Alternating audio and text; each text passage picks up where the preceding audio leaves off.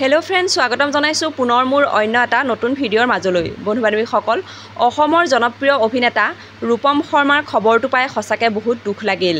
হয় বন্ধু বান্ধৱীসকল, ৰূপম শৰ্মাৰ অনুৰাগীসকলৰ বাবে আছে এটা দুখবৰ। এইমাত্ৰ আহিল ৰূপম শৰ্মাৰ এই দুখবৰটো। ৰূপম শৰ্মাৰ অভিনয় আৰু আপোনালোকে দেখিবলৈ নাপায়।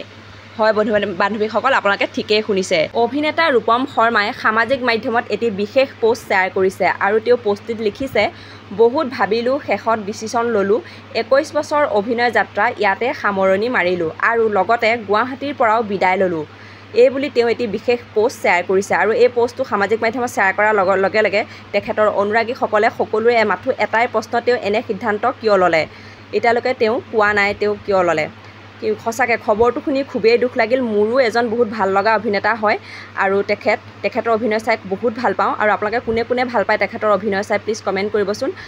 ৰূপম শৰ্মাৰ সুন্দৰ অভিনয়েৰে দৰ্শকৰ মন জয় কৰিবলৈ সক্ষম হৈছিল। তেওঁ কেইবাখনো ধাৰাবাহিকত কাম কৰিছিল। তাৰ মাজতে শেহতীয়াভাৱে তেওঁ চানমাৰি চান্দিনীত পুলিচ আৰক্ষী বিষয়া চৰিত্ৰটোৱে দৰ্শকৰ মন জয় কৰিবলৈ সক্ষম হৈছিল আৰু তেখেতৰ অভিনয় চাই আপোনালোকে কোনে কোনে ভাল পায় প্লিজ কমেণ্ট কৰি জনাবলৈ নাপাহৰিব।